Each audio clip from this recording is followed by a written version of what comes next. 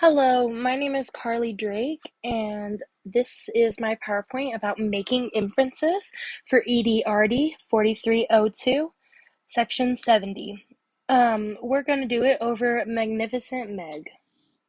These are my three TEKS objectives for this presentation. I'm doing third grade because that is the target group for this presentation. Local coherence inferences. If you were to look this up in the dictionary, it would say the way in which we structure sentences and paragraphs in a logical way. Pretty much what this means is an inference is to figure out what something means without knowing the definition.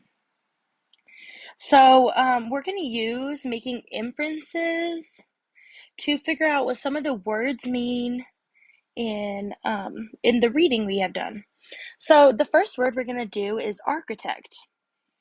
So in this sentence it says, I want to learn so that I can do great things when I grow up, like be an architect. And this was on page 11. From the information gathered from this page, what can you infer an architect means? Yes, the picture shows that she is holding like a blueprint to a house. So maybe we can infer that an architect has to do with building houses, which would be what the architect means. So now it's time for a guided practice. We're going to do it on the word determined. So, can y'all please read aloud the sentences on this page? Each day I can read new words, and each year I can read bigger books. I am smart, I am strong, I am determined. When have you heard this word before outside of the classroom? Yes, when your parents really want to get something done, they say, I am determined to get this done. So based off the context clues and what we know, what can you infer that the word determined means?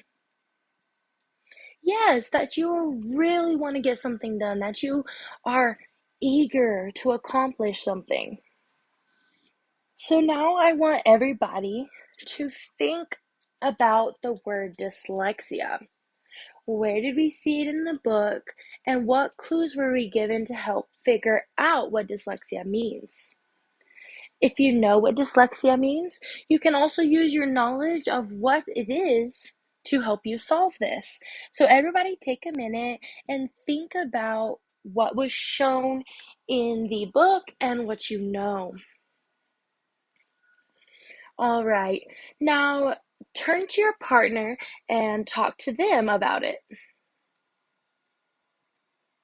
All right, so did everybody come up with around the same thing?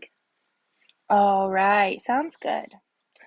So now that we have talked to each other, let's see what we can take from what we know in the text to figure out what the word dyslexia means. I used the silhouette to demonstrate what we know about dyslexia. So what I know from the book that when she was writing and reading, the D's and the B's looked like twins and she got them really mixed up. So I know dyslexia has something to do with getting letters mixed up. And she doesn't like to read out loud. And she gets embarrassed if she feels like she can't read a word. And sometimes she gets the sounds mixed up. So this kind of sounds like that reading is kind of hard for her.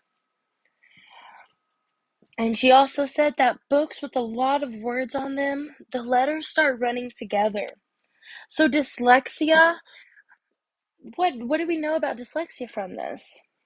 That she gets letters mixed up, that reading is harder, and that letters run together. All right.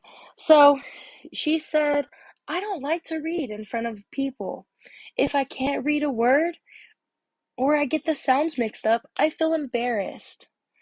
So from this, we can understand that with dyslexia, the words and the letters on the pages kind of get mushed together, and it just makes it really hard for her to read.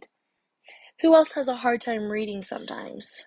We kind of understand that whenever things don't add up in our head or things look a little funny on the page, it's hard to read.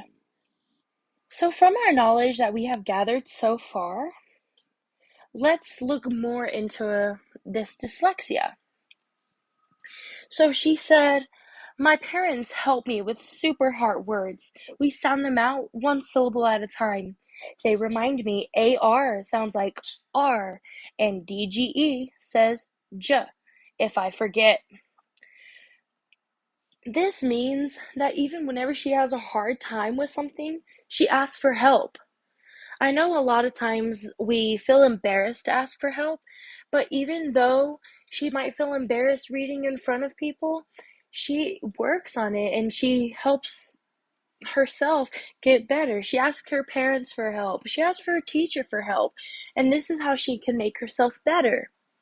So now we're going to look at this sentence and you're going to think about what it means. So it says, I love stories. I especially love it when my parents read to us at bedtime. So how does that tie into her dyslexia? Right. Even though it seems like she has a really hard time reading and she doesn't like to read in front of people, it doesn't mean she doesn't like to read. Reading is just difficult because of her dyslexia, but she is still able to get through it with the help of her parents. This is my first article, Reading Rockets.